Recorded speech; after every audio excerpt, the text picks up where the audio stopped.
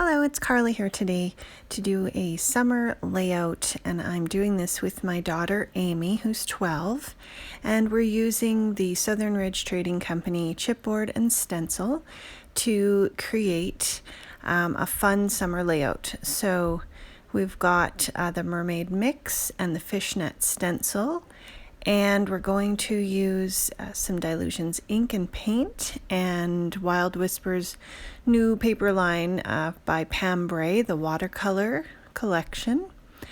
So we are starting off by taking the Dylusions ink mist and just misting the craft mat. And then I just used one of the packages from the Southern Ridge Trading Company product there, and I laid down the stencil, and I'm just seeing what happens by getting that mist on the packaging, kind of like a watercolor packaging technique, and putting it through the stencil. So what I realized was I love the color coming through, but it wasn't giving me as solid as of an image. But I wanted to still use that stencil on the bottom, and when I used the negative image with the ink, I really loved how that turned out.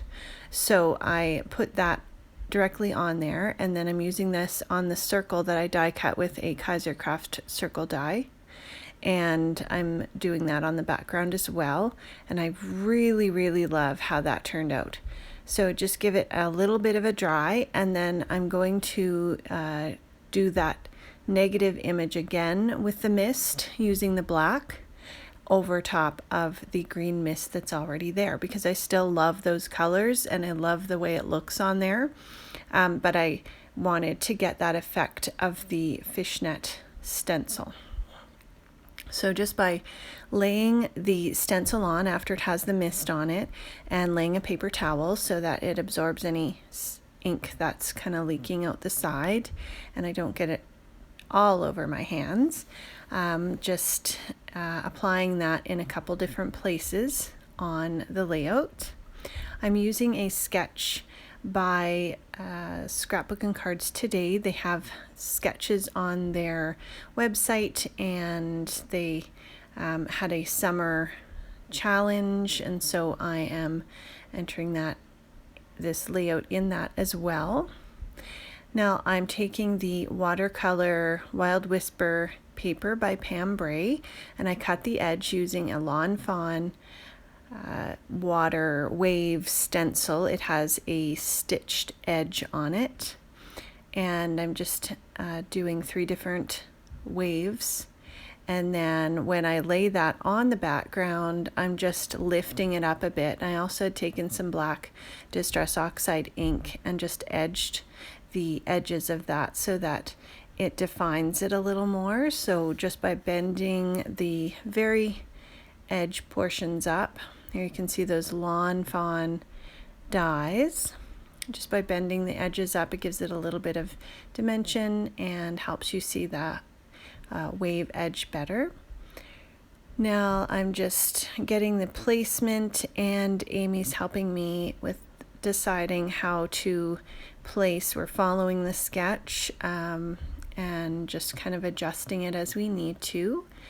And we have some journaling. I printed these pictures off with the Project Life app, and I did my journaling on that, and I printed it at home with my Canon selfie printer.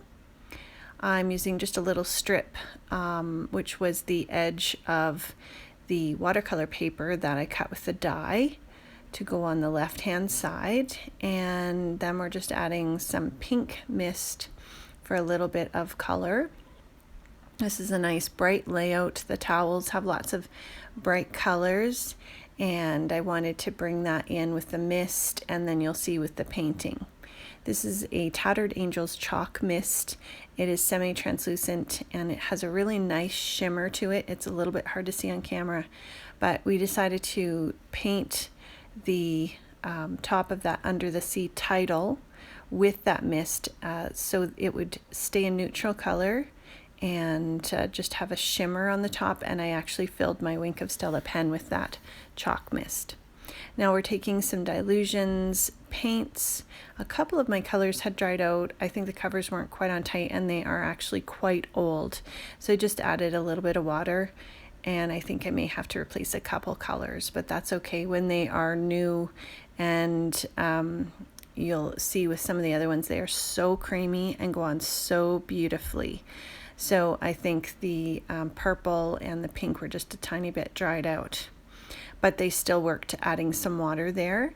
And Amy's doing all the painting, so we decided to paint the mermaid, the tail and her little top and her hair, and just leave her skin color the neutral color of the chipboard.